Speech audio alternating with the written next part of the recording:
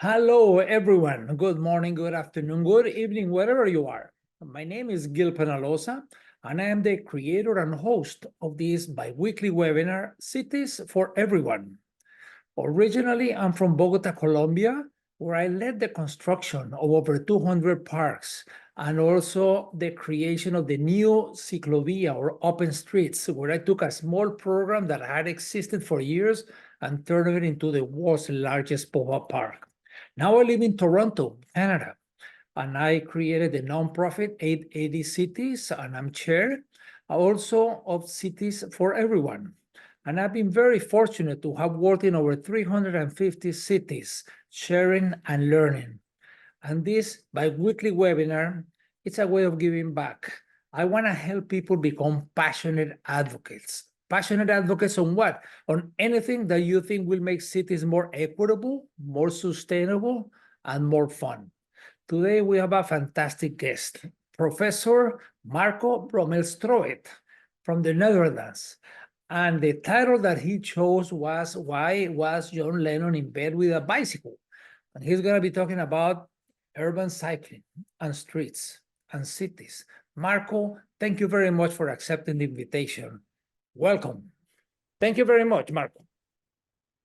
Well, again, thank you, Jill and Paula, for organizing this. It's so great to be part of this network that you have created, and I'm very honored that I'm allowed to give my 2 cents. So let's kick that off, because I think it connects to the things that you just said. As if we want to be passionate and if we want to really work on radically changing the mobility system around us, we need to answer this very specific question that I'm going to talk about in the coming half an hour.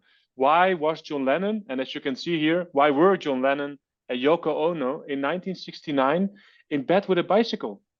We need to understand why they were in bed with a bicycle, because we can learn a lot from that specific moment in time to channel that same energy today. So we're looking here at a very famous picture, a very iconic picture of the newlywed couple in the Hilton Hotel in Amsterdam. They were just celebrating their honeymoon, and as part of their honeymoon, they were traveling the world. 1969, and one of the places that they really wanted to go to, especially Yoko Ono, was Amsterdam, because at that time she really saw it as a pivotal point in the counter movement that she was interested in. And during their honeymoon, at the places that they visited, they held what they called a bed-in. They protested for world peace by staying in bed for 7 days in the Hilton, allowing all the people to come to them and celebrate their honeymoon, but also connect to them. So I'm going to cover the story of why they were in bed with a bicycle, and we are going to start a bit philosophical, but don't worry. I will also halfway try to sing a song and channel this energy of John Lennon to this conversation, and then we will become very practical about how we can use our collective minds to get unstuck in our thinking about mobility. One final point before we start on our story is this moment is also very influential in the history of music, because only 2 years later, after this moment, the song "Imagine" was produced and was produced. And you could say that already in that year, Yoko Ono was probably thinking about the lyrics for that specific song, "Imagine." So again, showing this importance of imagination and try to channel it to today. So let's start with some philosophy as a part of the answer on why they were in bed with a bicycle. It all starts with this notion of language. It's a very basic understanding of what language is, can help us to understand how to move forward. We all use language on a daily basis. Like even now, we use language to converse with each other, to share our ideas about problems and solutions. But we should understand the role that language plays in shaping the world around us. Donella Meadows taught me with this quote that the language we use is not a mirror of reality. It's not an academic, objective exercise to describe reality. No, quite the opposite. The language that we use shapes the actions that we take. It shapes what problems we see, what solutions we look for, and in turn, it defines how we shape reality together. So we really need to understand how the language of the past shaped the systems that we see today, but also see how we can use language as a tool to change those very problematic systems that we are facing. So we first need to understand what language is. I'm using this example often by asking people to describe this image to my neighbor, because my neighbor always asks me if I can describe a picture to her because she is blind. And it's a very good example, if you ask that question, of using language. Because if I would ask you now to spend 10 seconds to think about what sentence you would use to describe this specific image to somebody who cannot see it, you're using language. And through that, you're using three very specific mechanisms of language. First of all, you use language to simplify reality. And you have to do that. Even this very relatively simple graphic is too complex to completely describe. So you have to use language to simplify reality, to be able to discuss it with people. And the best example when we do this is when we use metaphors. And we use metaphors all the time on a daily basis, right? We talk about how life is a journey, as a way to express this complex thing of life in terms of a journey. Or we say love is a battlefield. Or we say time is money. All examples of using language, a metaphor, to describe something that's very complex in something that's slightly less complex, so we can start talking about it. So the first element of language is that we simplify reality. The second element that relates to that is that if we simplify something, we always have to make choices. There's no way around that. But those choices are always debatable, right? So we make a choice in describing this reality. And that choice is not only about the validity of describing reality. The choice we make in choosing a certain simplification, for instance, here we can talk about a deer crossing the road, but we can also talk about a road crossing the forest. The choice that we make in that description matters, because it will define how we are seeing problems, how we think about solutions, and how we will then use those simplifications to shape reality. James Scott described this very well in Seeing Like a State, his 1998 seminal book, where he says that if you have to govern something, the act of governing is actually using a simplification of reality. And that brings us to the third element of language, a simplification of reality in which we make debatable choices, but those choices shape reality, a thing that he calls performativity. And he uses the primeval forest as an example. The primeval forest, what we are looking at here, isn't governed. It just exists. It grew over time with all kinds of complex feedback loops. And because of that, the primeval forest serves many different goals. Look at this image and think that you're a rabbit. It's easy to hide, or a deer. It's easy to run, but it's also easy for a predator to hunt. And this forest also is easy to build a nest in as a bird. So because of this, the primeval forest houses a large variety of different plants and species of animals. It serves many different goals. But this changed, and it changed at the end of the 18th century, because then it became a problem that we needed to govern. And the specific problem here was the need of society for wood. Wood became an important resource as a fuel and as a building material. So people that owned these types of forests wanted to understand how they could govern them to extract more wood from their forests. And for that, they needed a language. A whole new academic domain actually was founded on this notion. And now we know it as scientific forestry. It didn't exist, but those academics needed to find a new language that would simplify these forests into something that we could govern. And they used a very central concept for that. And that was the concept of the Normalbaum, a German term that we would translate as the standard tree. And the standard tree became this language, this typical tree that you could use to see how your existing forest actually would produce the most amount of wood.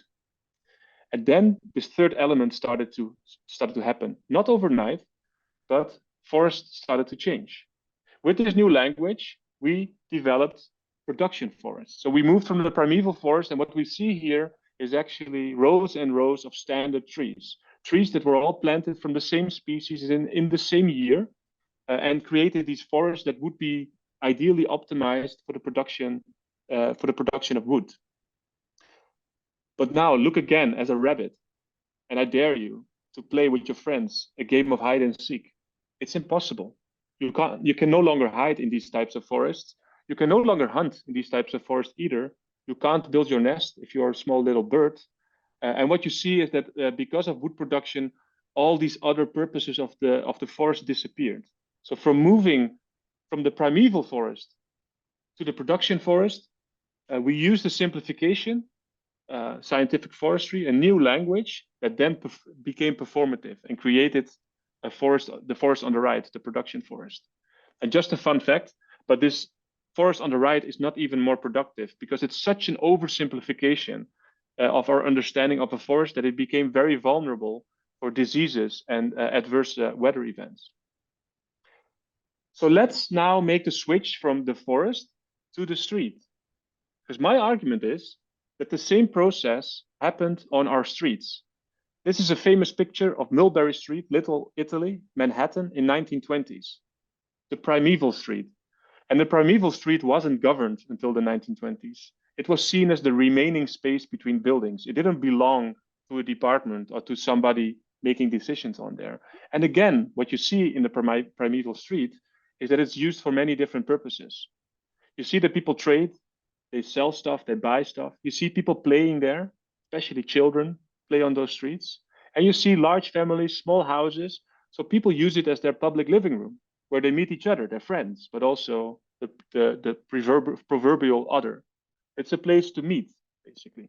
And also you see that part of this mix of use of this remaining space between buildings is already mobility. But this radically changes in the 10 years after this picture was taken, from the 1920s to the 1930s, as written beautifully about by Peter Norton in Fighting Traffic. The primeval street came under pressure by the introduction of especially the mass introduction of this heavy motorized vehicle, the car. It literally entered in large numbers this habitat that was used for many other purposes. It literally collided with all these different users of the street. Especially it collided with children. Children died in large numbers, were killed by these new machines and this new danger that they were not equipped for. The language we used to discuss this as society was the language of justice. And of course, this was seen as a complete unjust phenomenon. So this new innovation, the car, did not have a place on this street. But I think I don't have to tell you that this is not where history stopped. What happened in the 10 years after the 1920s is called a period of interpretive flexibility. New languages needed to be developed to cope with this new challenge of how to change the city to become more of the car-dependent city we know today. And the language shifted from a language of justice to a language of order, a language of efficiency, and a language of the freedom of the individual car driver. And then we had a moment of interpretive closure. So this new language solidified. It became the language that we started to take for granted and started to use. It solidified into norms, into guidelines. It solidified into transportation models, into institutions. It solidified into asphalt, steel, and concrete. And as some would say, and I quote here 𝗖𝘆𝗰𝗹𝗵𝘁, it solidified our imagination. So this way of thinking, the language that we started to speak, became our imagination. We are taking it currently for granted. And this fitted in a more general line where people like 𝗍𝗵𝗃𝗁 started to see our cities also as primeval cities that needed to become production cities, and started to see especially the street here. So one of his core principles in 𝗨𝗿𝗯𝗵𝘁 of 𝗍𝗵𝗃 is the street, the death of the street. The street should serve in a productive city to shuttle people from A to B, because that's where people can be part of this efficient machine that need to be optimized. Or optimize the machine, marginalize humanity, because on the streets, all these other purposes needed to be disappearing. We needed the street to function efficiently as a place to shuttle people from A to B. So just as over time, the primeval forest changed into the production forest through the language of scientific forestry, Mulberry Street also changed, as all our streets did, from the primeval street to the production street, which is optimized for a single purpose, and where all the other purposes have gone. So let's dive a bit deeper into what happened and what language we started to speak. In the 1930s, we invented the new language, and we know it today as traffic engineering. Traffic engineering didn't exist. It needed to be invented as a new scientific domain. And the first people in that domain were water engineers. And water engineers brought to the field their understanding of how to build pipeline systems, sewage systems, and water systems for cities. So they started to think about streets at first as pipelines. And if you ever have to design a pipeline for a sewage system, you know what should never happen with them. They should never be clogged. So you design a pipeline system to the fullest extent for this full intensity moment that happens once in a decade. That's why, by the way, the Teenage Mutant Ninja Turtles can actually live in the sewage system of New York, because the rest of the day, the pipeline system is empty. And that's how we design our streets, as pipelines that need to function optimally for this moment of highest intensity, the peak hour. And the rest of the day, they're empty. And they started to bring in other metaphors from other disciplines. They especially borrowed from the discipline of biology. And therefore, we started to think about our cities as human bodies, very elegant and complex at the same time. So our cities now have a heart, and the heart of the city needs to pump. And to pump, we need circulation. Circulation through what they started to call arteries. Arteries that, if you ever go to a cardiologist, they will tell you they should never be clogged. If they're clogged, we have a traffic infarct. And if we have a traffic infarct, what do we build? Right, a bypass. So we started to see also the system again as a system that should never be clogged and always free flowing. This has solidified our imagination to the extent that until today, every half an hour on every radio station around the world, we talk about this problem that some people are waiting and experiencing a clogging of the system. I wait all the time in all kinds of situations, and it's never on the news. But if I wait in a traffic artery, it is the single most important thing to discuss. The most radio airtime, 360 minutes every week on every radio station, is spent to talk about the fact that some people need to wait in the system. And then some more metaphors come to the field, because we, in the 60s and 70s, needed to start understanding decision-making of humans, of how they are moving through the system. And we started to borrow from economics. We started to see humans as Homo economicus. It was a very elegant simplification of human decision-making, but it also made us see humans as egoists, calculating, isolated individuals that are only out there to optimize their own utility. And borrowing from Le Corbusier, being underway was considered a disutility, a derived demand. People have utility either at A or at B, which makes us think that being underway is something that we always need to minimize. This made the unquestionable holy grail of transport policy around the world the notion of travel time savings. We should invest all our money in allowing people to go faster, cheaper, more comfortable and easier from A's to B's. So the pipeline system that you see here on the screen is a perfect solidification of that. All users in the Netherlands got their own pipeline systems. Yes, we have beautiful separated bicycle paths as a pipeline system that makes you not conflict with others, because every place where egoists meet is a conflict. And this intersection, this famous Dutch intersection, is known as a conflict-free intersection, because also that becomes a holy grail. If every interaction between egoists, they cannot negotiate, we need to solve all their conflicts. So being on the way has become not a question of justice, but a question of efficiency and conflict avoidance. And now it has solidified our imagination, because go to any mobility innovation meeting or conference, and you will see that the smartest people, well, let's say the richest people in the room, come up with ideas that further solidify these underlying metaphors. Give us all your money, says Mercedes-Benz. We will solve it. We will bring you the self-driving vehicle. And the self-driving vehicle offers you 100% travel time savings, because no longer are you experiencing travel time. No, you can go from A to B and do other things like, what are these people actually doing? Well, at least they are not experiencing travel time, right? And they are not being involved in these conflicts with other egoists. No, they can do all these other awesome things, and we will figure out something to do, but first give us all your money. And the one that I think is most hilarious, if you go back to this notion that the first traffic engineers were water engineers, is how Elon Musk brings us the pipeline on stilts, the Hyperloop system that doesn't bring us fully 100% travel time savings, but at least will bring you much faster from Amsterdam to Paris. And then you can drink your coffee there. That's awesome, right? It's going so fast, and you're in a tunnel, so you can't look outside. So probably you can take a sleeping pill, which also helps against becoming very nauseous with these speeds. But again, look, we're offering you travel time savings. Just give us all your money, and we will make a system that's even faster and easier and more comfortable. And now you think, but now I know why John Lennon and Yoko Ono were in bed with a bicycle. Because the bicycle can never fit this logic, right? The bicycle we will never make that mistake, right? The Dutch will never put the bicycle in the same logic and the same narrative, right? Right? Not really. If you look at the future ideas of the Dutch bicycle industry, these are images that you will find. The bicycle is also a part of the mobility fix. Also, we are positioning the bike as a solution to bring people without conflicts from A to B. Look at the left corner.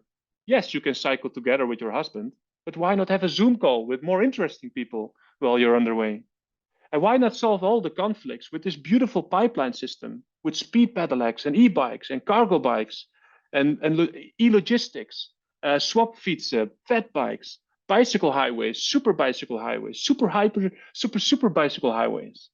The bicycle became part of the same story, and we are no longer using it for the full potential that it once offered. Because if this was why John Lennon and Yoko Ono were in bed with a bicycle, then these would have been the lyrics of their famous song, Imagine.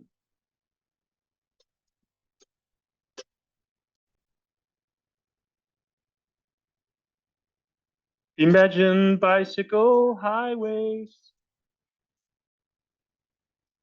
moving fast from A to B.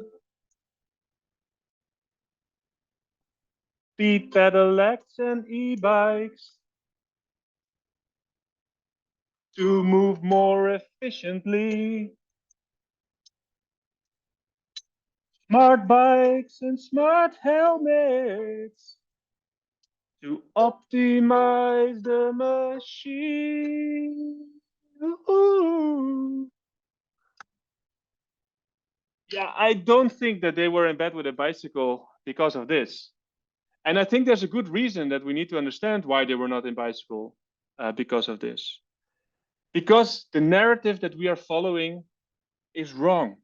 The narrative that makes mobility faster and easier and cheaper and more comfortable to bring us from A to B is not helping us to meet the target of travel time savings. Quite the contrary.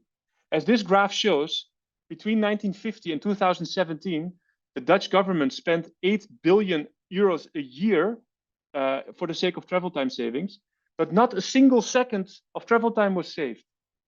Making mobility faster, easier, and cheaper actually made us more mobile. And we are no longer spending 7 kilometers a day per person, but now we are spending a whopping 40 kilometers a day. We didn't win travel time, we are losing travel distance. The same activities move further and further and further apart because the pipeline system allows to do that. So if we are not using the bicycle to challenge this, we still see traveling as a disutility, we still see the street as a pipeline, and we still see the street as a space for optimal throughput and nothing else. And this is problematic because it depletes society, it depletes the environment, and it depletes the quality of individual lives. So we need to recapture this potential of the bicycle as it once was understood. Because if we don't do that, and if you tell other people around you that you work on radical change or mobility transitions, you're only doing that if you are challenging the underlying rationality that shaped the system that we know today. This is the lesson of 𝗨𝗵𝗵𝗁's Zen and the Art of Motorcycle Maintenance. If you only destroy the factory, but you do not destroy the underlying rationality, you will simply reproduce the same factory over and over and over again. So do you want to radically change mobility? Then you need to question the underlying narrative. And I will now hand you over to 𝗨𝗏𝗶𝗵𝗁, who can really beautifully teach us why language is so important in doing this. Lara. Now, the beauty of linguistic diversity is that it reveals to us just how ingenious and how flexible the human mind is. Human minds have invented not one cognitive universe, but 7,000. There's 7,000 languages spoken around the world. And we can create many more. Languages, of course, are living things, things that we can hone and change to suit our needs. I've told you about how speakers of different languages think differently, but of course that's not about how people elsewhere think. It's about how you think. It's how the language that you speak shapes the way that you think, right? And that gives you the opportunity to ask, why do I think the way that I do? How could I think differently? And also, what thoughts do I wish to create? This is mind-blowing stuff. This is where you can wield your superpower. Because the language that we speak, as Lara told us, is not about how people speak elsewhere. It's about how you speak. It shapes the way that you think. So it's not only a question, it's an important choice to think for yourself, what thoughts do you wish to create? And this, ladies and gentlemen, is the answer why John Lennon and Yoko Ono were in bed with a bicycle. Not because they wanted to. John Lennon was an Aston Martin fanboy. He really loved his cars. And they arrived at the Hilton Hotel actually in a big Rolls Royce. They're very happy to show that to everybody who wanted. The bike was brought by the counter movement. It was a white, painted, rickety, old, single-speed back-pedal Dutch bicycle. And it was painted white because the counter movement, the provost, used it as a symbol, as a new language against what they called the brutal capitalism that was represented by the car. The bicycle could teach us to rethink being on the way, not as a disutility, but being on the way as a quality, where society takes shape. And the street, not as an efficient machine.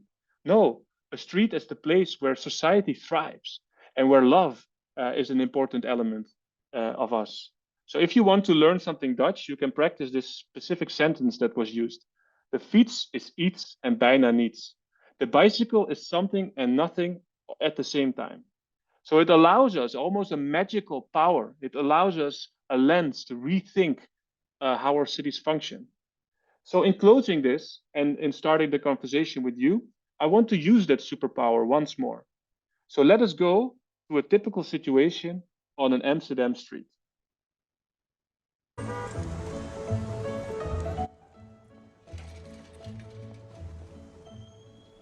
And for international guests, don't worry, nobody is injured or hurt in this video clip. But you can look at this video clip in many different ways. And if you invite a traffic engineer, I will turn off the sound. If you invite a traffic engineer, right, the traffic engineer will tell you this is a place full of conflicts.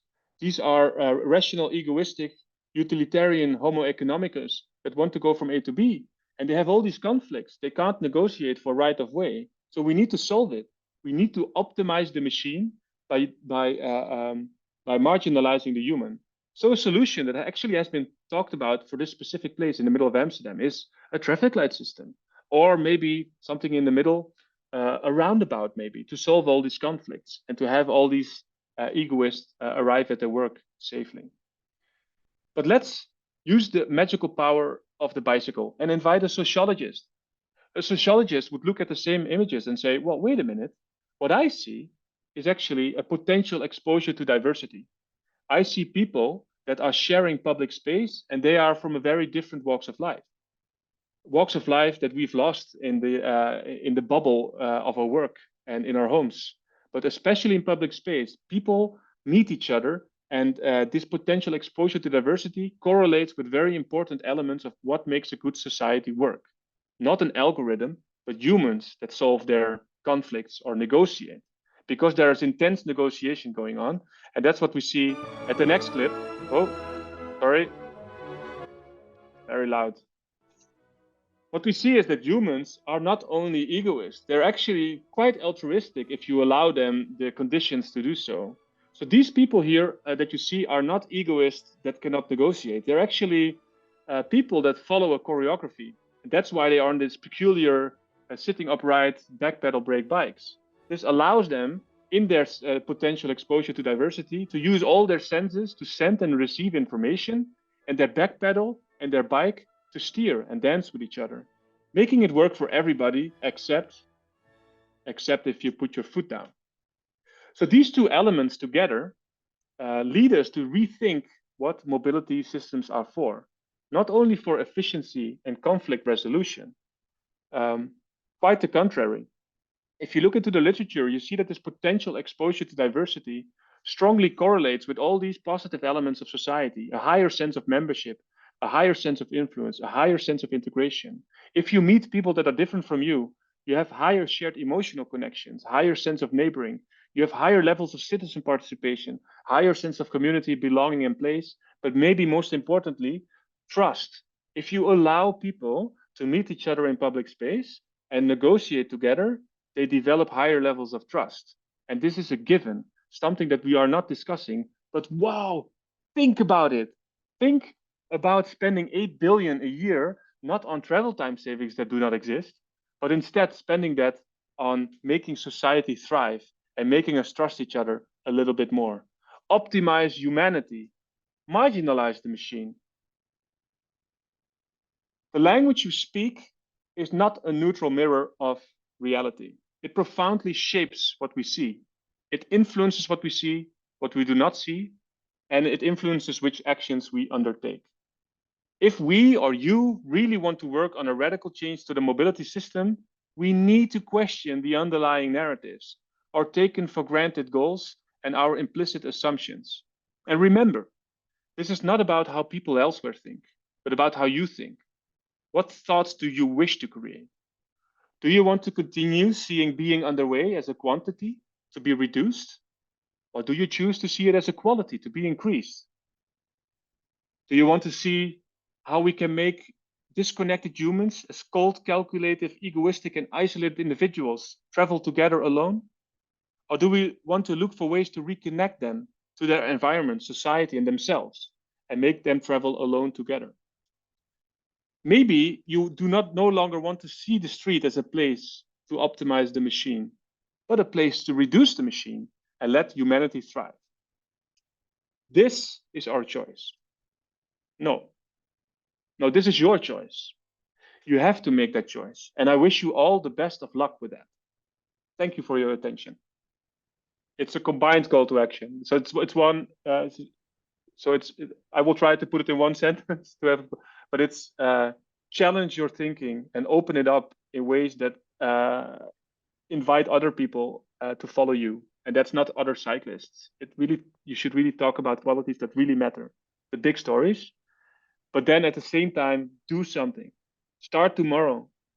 Get chalk out. Start drawing on your street. Talk with a neighbor. Bring your kids to school and start bringing other kids to school. It doesn't have to be big. Do something small and connect it to a bigger story that gets people involved.